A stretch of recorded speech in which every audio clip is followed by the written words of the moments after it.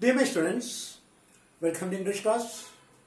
Today it is grammar, active, passive voices, part 2 for 8th, 9th, 10th. 8, 9, 10 ക്ലാസ്സിലെ നിർബന്ധ പഠന ഭാഗമായ ആക്റ്റീവ് പാസീവ് വോയിസിൻ്റെ രണ്ടാമത്തെ പാർട്ടാണ് ഇന്ന് നാം റെഫർ ചെയ്തത്. കർത്തരി പ്രയോഗവും കർമ്മണി പ്രയോഗവും. Active voice, that is in Malayalam we call it കർത്തരി പ്രയോഗം, കർത്താവിന് പ്രാധാന്യം കൊടുത്തുകൊണ്ട്. Passive voice in Malayalam we refer it as കർമ്മണി പ്രയോഗം, കർമ്മത്തിന് പ്രാധാന്യം കൊടുത്തുകൊണ്ട്. First we refer the rules related with passive voice. ഇത് എഴുതി നോട്ടിലേക്ക് വെക്കുക, മനസ്സിലാക്കി വെക്കുക. എന്തൊക്കെയാണ് പാസീവ് വോയിസ് പഠിക്കുന്ന ഒരു കുട്ടി മനസ്സിൽ കരുതേണ്ട അത് സംബന്ധിച്ച നിയമാവലികൾ? Remember the term B plus V3. Passive voice എന്ന ആ സംജ്ഞയ്ക്ക് തന്നെ നമ്മൾ ആദ്യം ഓർക്കേണ്ടത് ക്രിയാരൂപത്തിനെയാണ്. കർത്താവിനെയോ കർമ്മത്തിനെയോ ബാധിച്ചുകൊണ്ടുള്ളതല്ല സത്യത്തിൽ പാസീവ് വോയിസ്. ക്രിയയാണ് നാം പാസീവ് ആക്കുന്നത്. കർത്താവും കർമ്മവും ചിലപ്പോൾ പരസ്പര സ്ഥലം മാറും, പക്ഷെ ക്രിയയാണ് പാസീവ് ആക്കുന്നത്, വെർബിനെയാണ്. അതുകൊണ്ടാണ് കഴിഞ്ഞ ക്ലാസ്സിൽ റെഗുലർ വെർബെന്നും ഇറഗുലർ വെർബെന്നും രണ്ട് തരത്തിലുള്ള ഈ പാസീവ് വോയിസിലേക്ക് മാറുമ്പോൾ രണ്ട് തരത്തിലുള്ള വെർബ് ഫോംസിന് പ്രത്യേകം ശ്രദ്ധിക്കണമെന്നും, ഒന്ന് ഇ ഡി എന്ന് വരുന്നതാണെന്നും അതിനെയാണ് റെഗുലർ വെർബ് എന്ന് വിളിക്കുന്നതും. Work, worked, worked, walk, walked, walked, play, played, played, any work, എന്ത് പ്രവൃത്തിയാട്ടെ, cook, cooked, cooked, prepare, prepared, prepared, adjust, adjusted, adjusted എന്ന് തുടങ്ങുന്ന V2, V3 ED ഫോം ആയിരിക്കും. ഇതാണ് റെഗുലർ വെർബ്. ഇറഗുലർ വെർബും നമ്മൾ പഠിച്ചു. ഒരു 10-50ഓളം ഇറഗുലർ വെർബിന്റെ നോട്ട് തന്നു. എന്താണ് അതിന്റെ പ്രത്യേകത? ഫസ്റ്റ് മാതിരി ആയിരിക്കില്ല അതിന്റെ സെക്കൻഡിലെ ശബ്ദവും ചിലപ്പോഴും രൂപവും. അതുമാതിരി ആയിരിക്കില്ല തേർഡ്. അത് നമ്മൾ ആദ്യം പഠിച്ചു എന്ന് ഓർക്കാൻ വേണ്ടി write, wrote, written. Write I എന്ന വവൽ ശബ്ദം കൊണ്ടും, റോട്ട് ഓ എന്ന വവൽ ശബ്ദം കൊണ്ടും, റിട്ടൺ ഇ എന്ന വവൽ ശബ്ദം കൊണ്ടും. കണ്ടോ, രൂപവും മാറി. Write, wrote, written. Do, did, done.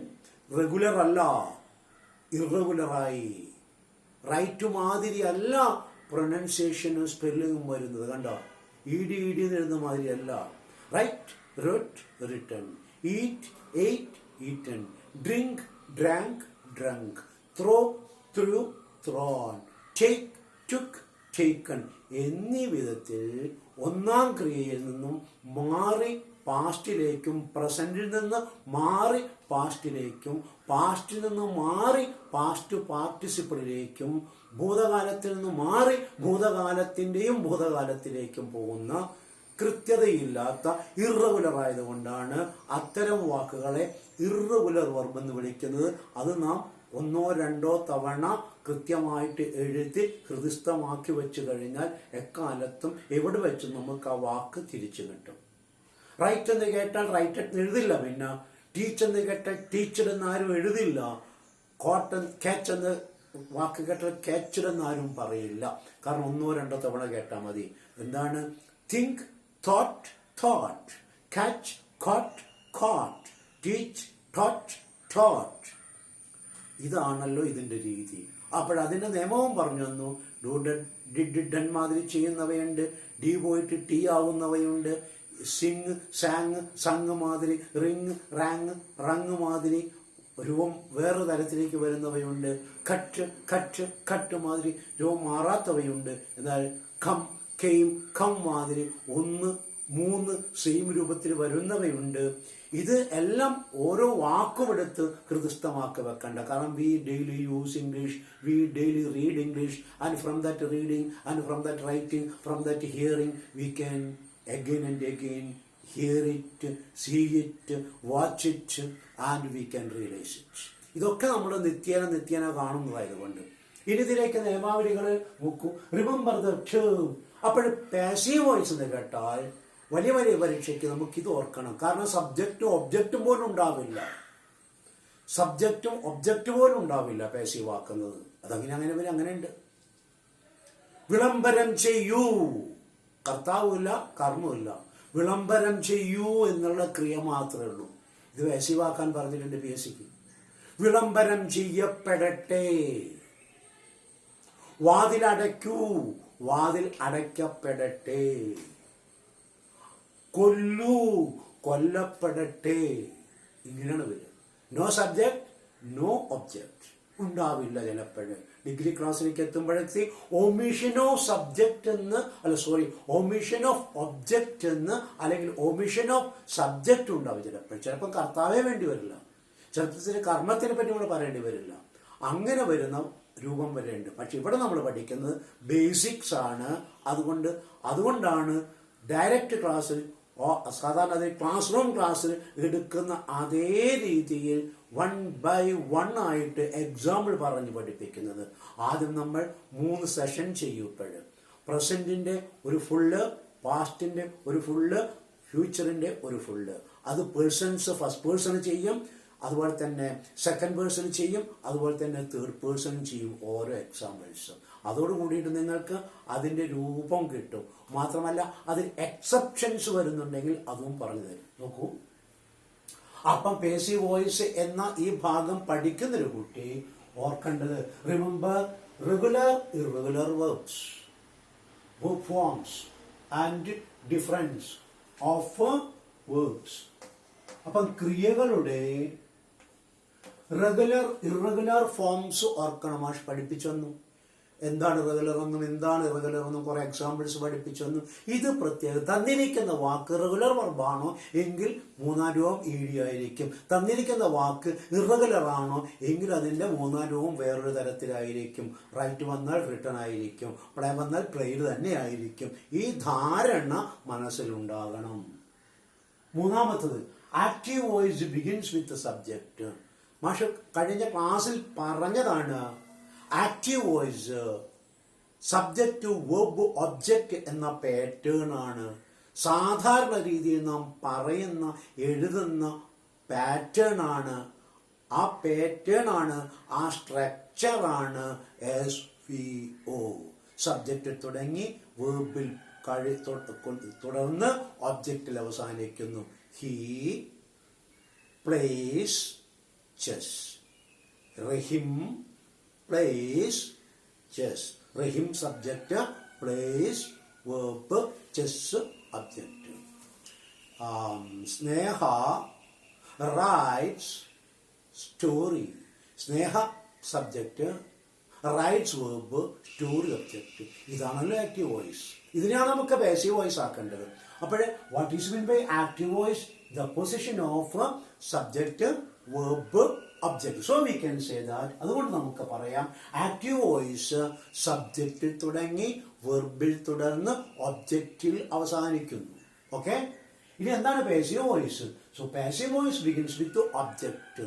കർത്തരി പ്രയോഗത്തിൽ കർത്താവിനെ തുടങ്ങി ക്രിയയിലൂടെ പോയിട്ട് കർമ്മത്തിൽ അവസാനിച്ചെങ്കിൽ കർമ്മണി പ്രയോഗമായ പാസീവ് വോയിസിൽ കർമ്മത്തിൽ തുടങ്ങണം.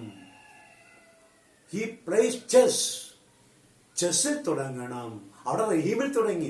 റഹീം പ്ലേസ് ചെസ്, റഹീമിൽ തുടങ്ങി. റഹീമാണ് അവിടെ സബ്ജക്റ്റ്, പ്ലേസ് ആണ് വെർബ്, ചെസ് ആണ് ഒബ്ജക്റ്റ്. അത് വേസീവാക്കുമ്പോഴോ ചെസ് ഈസ്, കണ്ടോ, ചെസ് ഈസ് ഒബ്ജക്റ്റിൽ തുടങ്ങണം. Chess is played by Rahim. Sheetal draws picture. Sheetal draws picture. Sheetal ചിത്രം വരയ്ക്കുന്നു. Picture is drawn by Sheetal. പിക്ചറിൽ തുടങ്ങണം. അപ്പോൾ what is the basic difference between active voice and a passive voice? Sentences. എന്താണ് വാചകങ്ങളുടെ പ്രത്യേകത?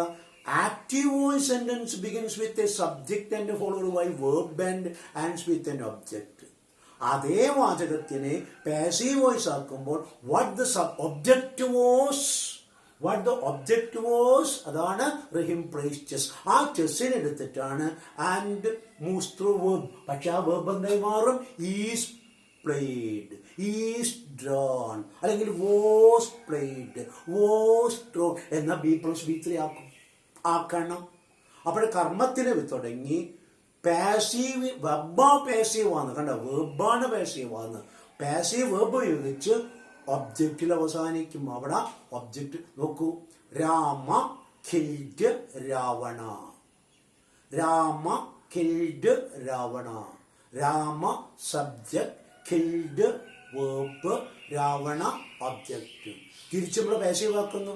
Ravana was killed by, was killed. കണ്ടോ, രാവണൻ എന്ന ആ ഒബ്ജക്റ്റിനെ ഇവിടെ സബ്ജക്റ്റ് ആക്കി വെച്ചു, സബ്ജക്റ്റിന്റെ സ്ഥാനത്തേക്ക് കൊണ്ടുവന്നു. ആൻഡ് കിൽഡിനെ വാസ് കിൽഡ് B+B3 ആക്കി. കിൽഡ് റെഗുലർ വെർബ് ആയതുകൊണ്ട് കിൽഡ്. ഇനി അവിടെ ബൈ എന്ന ഏജന്റ് കൂടി ചേരുന്നു. അല്ലെങ്കിൽ രാമ കിൽഡ് രാവണനെ തിരിച്ചിട്ടല്ല, രാവണ വാസ് കിൽഡ് രാമ എന്നാവും. എന്തായിരിക്കും? ഭയങ്കര പ്രശ്നമല്ലത്. രാവണ വാസ് കിൽഡ്, രാവണൻ രാമനെ കൊന്നു നയിക്കും. അതിനാണ് വാസ് ചേർത്തിട്ട് ബൈ ചേർക്കുന്നത്. ആൽ, ബൈ എന്ന ആ ഏജന്റിന്റെ ആ കണക്റ്റീവ് പോയിന്റ് അർത്ഥം എന്താണ്? ബൈ. It's a preposition. അതിന്റെ അർത്ഥം അതിനാൽ, അവനാൽ, അവളാൽ. ഇതാണ്. രാമനാൽ കൊല്ലപ്പെട്ടു, റഹീമിനാൽ കളിക്കപ്പെട്ടു, ശീതളിനാൽ വരയ്ക്കപ്പെട്ടു. By Rahim, by Sheethal, by Rama എന്നിങ്ങനെ വരുന്നു. ഇതാണ് ആക്റ്റീവ് വോയിസ് പാസീവ് വോയിസും അതിന്റെ സബ്ജക്റ്റ് ടു ഒബ്ജക്റ്റ് വരുന്ന സ്വഭാവം. And we know in active voice sentence begins with the subject and ends with the object. Active വോയിസിൽ വാചകം കർത്തൃഭാഗത്തിൽ തുടങ്ങി ക്രിയാഭാഗത്തിലോട്ട് പോയി കർമ്മത്തിൽ അവസാനിക്കുമ്പോൾ പാസീവ് വോയിസിൽ ഏതൊരു വാക്കായിരുന്നുവോ കർത്തൃപ്രയോഗത്തിലെ ഒബ്ജക്റ്റ് അതിനെ സബ്ജക്റ്റായിട്ട് ഉപയോഗിച്ച് വെർബിനെടുത്ത് ഒന്ന് സുഖകരമായിട്ട് അതിനെ മിനുക്കി ബി ചേർത്ത് അതിനെ V3 ആക്കി പിന്നെ ബൈ എന്ന ഏജന്റ് ചേർത്ത് നമുക്ക് സബ്ജക്റ്റ് ചേർക്കുന്നു. Last verb is changed into V3 പഠിച്ചതാണ്. ക്രിയയെ V3 ആക്കണം. ഒപ്പം എന്തുകൂടി ചെയ്യണം? Before must be added before it. B ചേർക്കപ്പെടണം. ബിയുടെ വാചകം വാക്ക് രൂപങ്ങൾ മാഷ് പറഞ്ഞു തന്നിട്ടുണ്ടല്ലോ. എന്തൊക്കെയാണ് ബിയുടെ വാക്ക് രൂപങ്ങൾ? Am, I am, we are, he is. Am, are, is. ഇതാണ് പ്രസന്റ് രൂപങ്ങൾ. പഠിച്ചതാണ്. വീണ്ടും പറയുന്നു. വോസ്, ആമിന്റെ ഈസിന്റെയും ഭൂതകാലമാണ് വോസ്, ആറിന്റെ ഭൂതകാലമാണ് വേർ. അപ്പോഴ് വോസ് വേർ ഭൂതകാലത്തി രൂപങ്ങൾ. ഇനി ബീൻ ഭൂതകാലത്തിന്റെയും ഭൂതകാലം. ആമിന്റെയും ഈസിന്റെയും ആറിന്റെയും മൂന്നെണ്ണത്തിൽ 2 ഭൂതകാലം വോസ് വേർ. അതിനൊരൊറ്റ പാസ്റ്റ് പാർട്ടിസിപ്പിൾ, അതാണ് ബീൻ. ആം, ആർ, ഈസ് അർത്ഥം ആകുന്നു. വോസ് വേർ അർത്ഥം ആയിരുന്നു. ബീൻ അർത്ഥം ആകപ്പെട്ടു. 4ാമത് രൂപം കൂടിയുണ്ട്. പ്രസന്റ് കണ്ടിന്യൂസിലും പാസ്റ്റ് കണ്ടിന്യൂസിലും മറ്റും നമുക്ക് പാസീവ് വോയിസ് ഉപയോഗിക്കണമെങ്കിൽ ബീയിങ് എന്ന രൂപമാണ് പ്രസന്റ് പാർട്ടിസിപ്പിൾ. അതിന്റെ പേരാണ് പ്രസന്റ് പാർട്ടിസിപ്പിൾ. അപ്പോൾ ബിക്ക് എത്ര രൂപങ്ങൾ? Be, verb root, am, are, is, was, were, been, being. ഇങ്ങനെ 8 രൂപങ്ങൾ ആ രൂപത്തിലേക്ക് വരും. അതാണ് ബിയുടെ കൃത്യമായി ഉപയോഗിക്കണം. നോ ചേഞ്ച് ഓഫ് ടെൻസ് വളരെ പ്രധാനമാണ്. ഏതൊരു ഡിറക്റ്റ് ആൻഡ് ഇൻഡയറക്റ്റ് നമ്മൾ പഠിക്കുന്ന നേരം ടെൻസ് മാറ്റി പഠിക്കണം. എന്നാൽ ആക്റ്റീവ് പാസീവ് വോയിസിൽ ആക്റ്റീവിൽ നിന്നും പാസീവിലേക്ക് ആക്കുമ്പോൾ ടെൻസ് മാറാൻ പാടില്ല. In which tense the active voice is given. നോക്കൂ, if the given sentence is in present or past or future, the same tense must be used in passive voice also. നിങ്ങൾക്ക് തന്നിരിക്കുന്ന അതാണ് മാഷിന്റെ table തരുന്നത്. ഇപ്പം table തരാൻ പോവാണ്. Table തരുന്നു. ഐ റൈറ്റ് സ്റ്റോറി പ്രസന്റിലാ. അപ്പോഴാ story is written by me. I wrote story പാസ്റ്റിലാണ്. അപ്പോഴോ story was written by me. I will write story, ഫ്യൂച്ചറിലാണ്. അവിടെ passive story will be written by me. അതുകൊണ്ട് പ്രധാനപ്പെട്ട ഒരു നിയമമാണ്, ഏതൊരു ടെൻസിലാണോ ആക്റ്റീവ് വോയിസ് ഉള്ളത് അതിനെ പാസീവ് വോയിസിലേക്ക് ആക്കുമ്പോൾ ഈ നിയമങ്ങൾക്കൊപ്പം മാറ്റം വരുത്താൻ പാടില്ല, ടെൻസിന് കാലരൂപം വരുത്താൻ പാടില്ല. അപ്പോഴ് ഇതാണ് ഇതിന്റെ നിയമാവലികൾ, എഴുതി പഠിച്ചോളുക. ഒന്നുകൂടി ഓർമ്മിപ്പിക്കുന്നു. Remember the term B plus B3, ഇതാണ് passive voice. Remember regular and irregular verb forms. രണ്ട് തരത്തിലെ ക്രിയകളുണ്ടെന്നും അത് റെഗുലറും ഇറഗുലറുമാണെന്നും ഇനി ആരെങ്കിലും ചോദിച്ചാൽ മക്കൾക്ക് പറഞ്ഞു കൊടുക്കാൻ പറ്റണം. യെസ്, അവിടെ ഒരു ഭാഗം നമ്മൾ നോക്കി, ദ നോർമൽ റൂൾസ്, നോംസ്. അതിൻ്റെ കൂടെ വളരെ കൃത്യമായിട്ട് പഠിച്ചു വെക്കേണ്ടതാണ് ചേഞ്ച് ഓഫ് പേഴ്സൺസ്. അപ്പൊ ഇവിടെ change of person means person മറ്റൊരു പേഴ്സൺ ആയിട്ട് മാറുന്നില്ല, എന്നാൽ പേഴ്സന്റെ രൂപം മാറുന്നുണ്ട്. രണ്ട് ഫോം ഇവിടെ, പേഴ്സന് 4-5 ഫോം ഉണ്ട്, അത് അടുത്ത ടേബിൾ തരും. ഇപ്പോഴത് ഒന്നിച്ചെഴുതിയാൽ മനസ്സിലാവില്ല. I, my, me, mine, myself, ഇങ്ങനെ 5 ഫോംസ് ഉണ്ട് ഒരു പേഴ്സൺ. കണ്ട, ഫസ്റ്റ് പേഴ്സൺ ഐ ഞാൻ, മൈ എൻ്റെ, മീ എനിക്ക്, ആൻഡ് മൈൻ എൻ്റേത്, മൈസെൽഫ് ഞാൻ സെൽഫ്. ഇത് 2 ഫോംസ് ആണ് നമ്മളിപ്പോൾ നോക്കുന്നത്.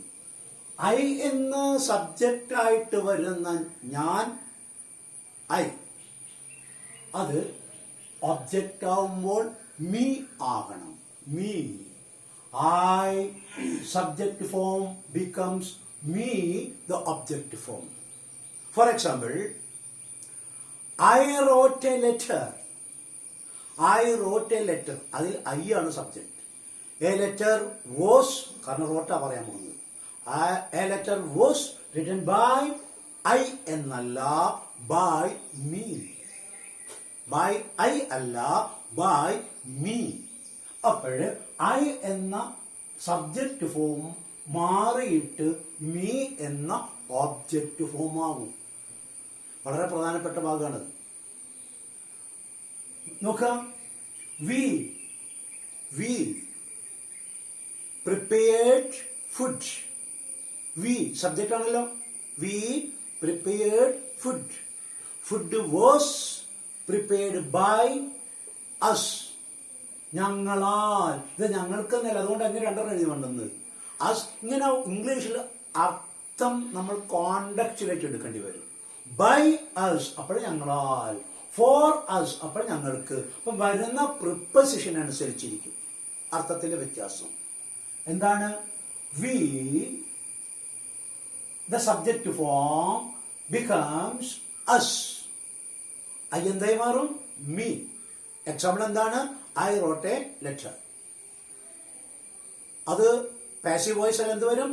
A letter was written by me. 2 we വന്നു. We prepared food. അത് പാസീവ് ആകുമ്പോൾ food was prepared by us. So I becomes me, we becomes us. അതുമാതിരി you. You wrote the exam. നീ പരീക്ഷ എഴുതി. Exam was written by you തന്നെ. കണ്ട, ഇത് പ്രത്യേകം നോട്ട് ചെയ്യാം. യു എന്ന സെക്കൻഡ് പേഴ്സണ് ഏകവചനം ബഹുവചനത്തിന് നോ ചേഞ്ച്, മാറ്റില്ല. So I becomes me, we becomes us, you doesn't change, മാറുന്നേയില്ല. And he the third person first. നോക്കൂ, ഹി ബ്രോട്ട് ദിസ് ബുക്ക്. അവനാണ് ഈ പുസ്തകം കൊണ്ടുവന്നത്. This book was brought by him. കണ്ട, ഹിം അവനാൽ. He wrote the letter. The letter was written by him. He presented this gift. This gift was presented by him. So he becomes him. He is the subject form. Him is the object form. She gave me a gift. She gave me a gift. കണ്ട, me എനിക്ക്, she subject, give me എനിക്ക് a gift. പക്ഷെ ഇവിടെ she നമ്മൾ നോക്കുന്നത്. A gift was given by her അവളാൽ. കണ്ടോ? By her അവളാൽ. ബൈ ഹിം, ബൈ ഇവിടെ മാഷ എഴുതിയിട്ടില്ല, ബൈ എഴുതിയ വൃത്തികേടാവും. ബൈ മീ എന്നാൽ. ബൈ അസ് ഞങ്ങളാൽ. ബൈ യു നിങ്ങളാൽ. ബൈ ഹിം അവനാൽ. ബൈ ഹർ അവളാൽ. Next one they, plural, third person. They becomes them. They becomes them. They cooked the food. They cooked the food. അവരാണ് ഭക്ഷണം പാകം ചെയ്തത്. The food was cooked by them. അവരാൽ. കണ്ടോ? By them. അവരാൽ. ബൈജത്തായി എഴുതിയത്. So they become them. അപ്പോഴോ it, no change. It was announced by them. They announced it. They announced it. അപ്പൊ it subject object ആയിട്ടൊക്കെ ഇറ്റിന് change ഇല്ല. So this is the change of persons. Once again വളരെ പ്രധാനപ്പെട്ടതാണ്. നോട്ടിലേക്ക് എഴുതി പഠിക്കുക. നോട്ടിലേക്ക് എഴുതി പഠിക്കുക. ഐ എന്ന സബ്ജക്റ്റ് പാസീവ് വോയിസിൽ മീ ആയി മാറും. വി എന്ന സബ്ജക്റ്റ് പാസീവ് വോയിസിൽ ഒബ്ജക്റ്റ് ആവുന്ന സ്ഥലത്തേക്ക് എന്തായി മാറും? അസ്. സോ ഐ എന്ന വാക്കിന്റെ സബ്ജക്റ്റിന്റെ ഒബ്ജക്റ്റ് രൂപമാണ് മീ. വി എന്ന സബ്ജക്റ്റിന്റെ ഒബ്ജക്റ്റ് രൂപമാണ് അസ്. യു എന്ന സബ്ജക്റ്റിനും യു എന്ന ഒബ്ജക്റ്റിനും ഒരു മാറ്റവുമില്ല. You stands as you. He എന്ന വാക്ക് ഹിം ആയിട്ട് മാറുന്നു. He is the subject form. Him is the object form. She is the subject form. Her is the object form. They the subject form. Them എന്ന object form. ഇറ്റിന് മാറ്റം. ഒന്നുകൂടി പറയുന്നു. I ഞാൻ. Me എനിക്ക്.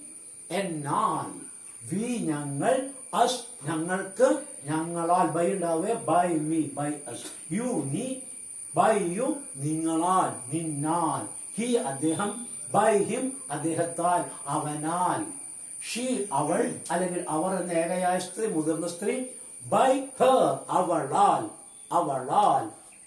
ദേ അവർ. ബൈ ദം അവരാൽ. It by it അതിനാൽ. So this is the rules and let us continue it tomorrow as table tense forms and it's a passive voice. അപ്പം പ്രസന്റ് പാസ്റ്റ് ഫ്യൂച്ചർ ആയിട്ട് ഒരു ടെൻസിന്റെ രൂപം നയിക്കുന്നുണ്ട്. മക്കൾ നോട്ടിലേക്ക് എഴുതുക. എന്നിട്ട് നാളെ അത് പറയുമ്പോൾ വളരെ ക്ലിയർ ആയി കിട്ടും. ഇന്ന് ഈ തന്നിരിക്കുന്നത് ആദ്യത്തെ ടേബിളും ഇപ്പോഴത്തെ ഈ ടേബിളും നിങ്ങൾ നോട്ടിലേക്ക് പകർത്തുക. ഓക്കെ.